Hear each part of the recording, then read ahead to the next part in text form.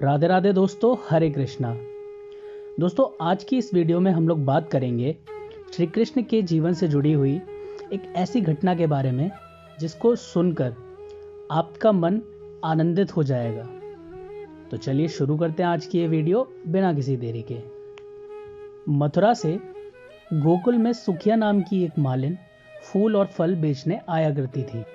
जब वह गोकुल में गोपियों के घर जाया करती थी तो वो हमेशा ही गोपियों से कन्हैया के बारे में सुना करती थी।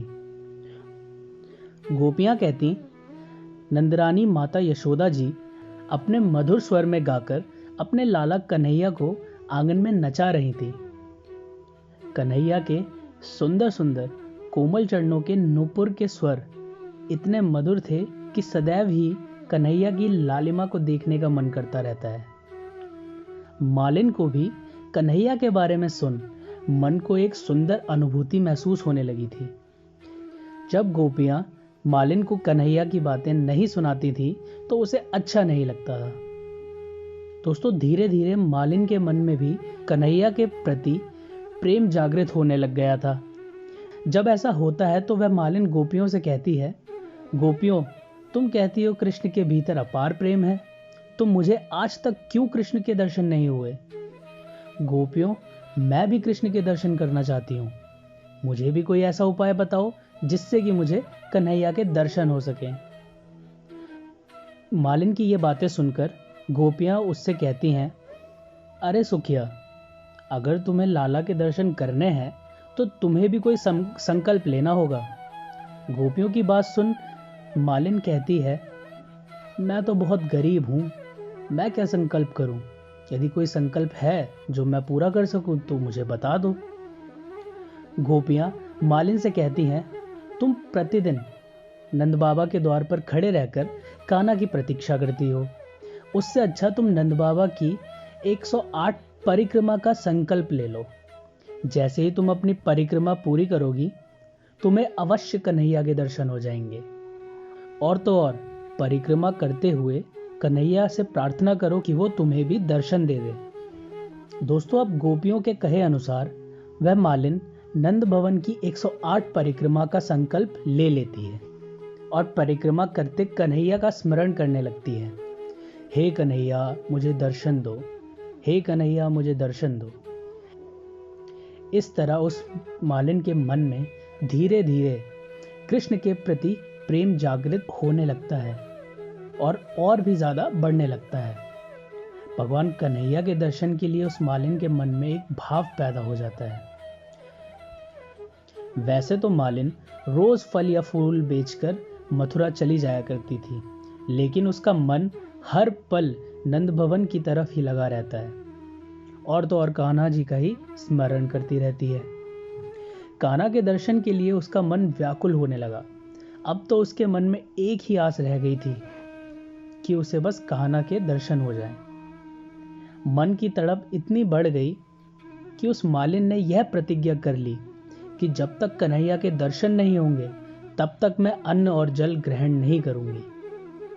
और यह प्रण करके फल की टोकरी उठाकर कन्हैया की छवि का ध्यान करते हुए गोकुल की ओर चल पड़ी।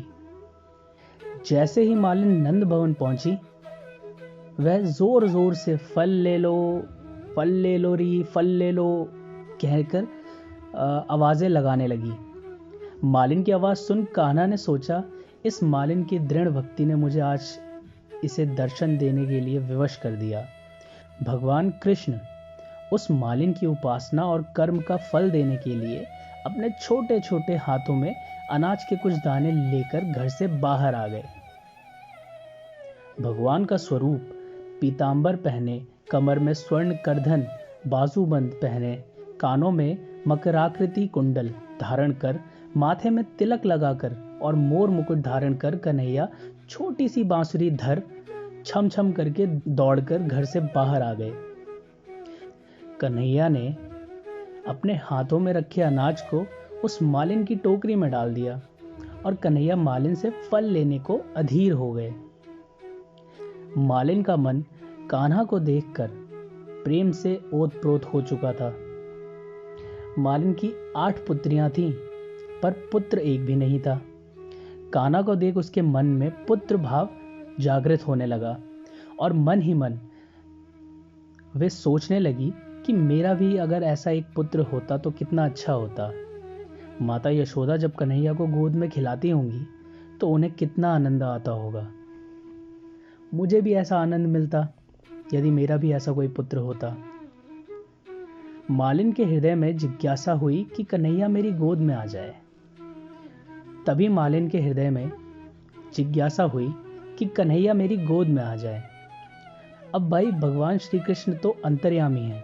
वे मालिन के हृदय के भाव जान गए और मालिन की गोद में जाकर तुरंत ही बैठ गए। अब मालिन के मन में ऐसा पुत्र प्रेम जागा कि कन्हैया मुझे एक बार माँ कहकर बुलाए। कन्हैया को उस मालिन पर दया आ गई।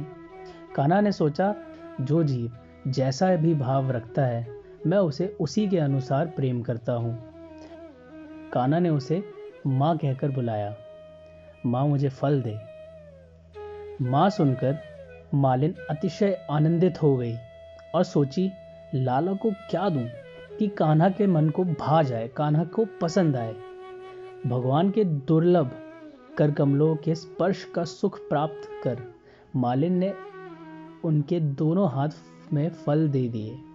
छोटे से कान्हा के हाथों में फल आते ही वे नंद भवन की ओर दौड़कर अंदर चले गए और साथ ही साथ मालिन के मन को भी चोरी कर ले गए।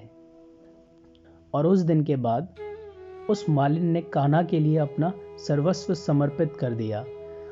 अब मालिन के मन में घर जाने की भी इच्छा नहीं हो रही थी, लेकिन जाना भी आवश्यक था। इसलिए वह फलों की टोकरी अपने सिर पर रख कान्हा का स्मरण करते करते घर पहुंच गई। जैसे ही वह घर पहुंची तो उसने देखा कि कन्हैया ने तो उसकी संपूर्ण अभिलाषाओं को पूरा कर दिया है। भगवान श्री कृष्ण ने प्रेम के अमूल्य रत्नों, हीरों, मोतियों से उसकी खाली टोकरी भर दी और उसका प्रकाश चारों ओर बिखरा हुआ था। पर मालिन को तो सिर्फ कान्हा ही दिखाई दे रहे थे। आगे श्री कृष्ण, पीछे श्री कृष्ण, दाएं श्री कृष्ण, बाएं श्री कृष्ण, भीतर श्री कृष्ण, बाहर श्री कृष्ण, हर जगह चारों तरफ श्री कृष्ण ही श्री कृष्ण। सब तरफ श्री कृष्ण ही श्री कृष्ण है। उनके अलावा उसे और कुछ नहीं दिखाई दे रहा था। इधर कान्हा भी मालिन द्वारा दिए फल सभी गोप गोपियों में बांट रहे थे, पर फिर भी वह फल खत्म ही नहीं हो रहे थे। यह देख माता यशोदा सोचने लगी कि आज कान्हा को आशीर्वाद देने स्वयं मां अन्नपूर्णा मेरे घर आई थी। तो दोस्तों, इसी प्रकार सुखिया मालिन का जीवन सफल हुआ। उसने साधारण लौकिक फल देकर फलों का भी फल श्री कृष्ण का दिव्य प्रेम प्राप्त किया। श्री कृष्ण का ध्यान करते करते वह उन्हीं की नित्य किंकरी गोलोक में सखी हो गई। दोस्तों, मनुष्य की बुद्धि भी उस टोकरी के ही समान होती है। भक्ति रस सदृश है। मनुष्य जब अपने सत्कर्म श्री कृष्ण को अर्पण करता है तो उसकी टोकरी रूपी बुद्धि रत्न रूपी भक्ति से भर जाती है। जय श्री राधे, जय श्री राधे। दोस्तों, तो यही थी आज की हमारी ये कहानी। मैं उम्मीद करता हूँ आपको हमारी ये कहानी पसंद आई होगी।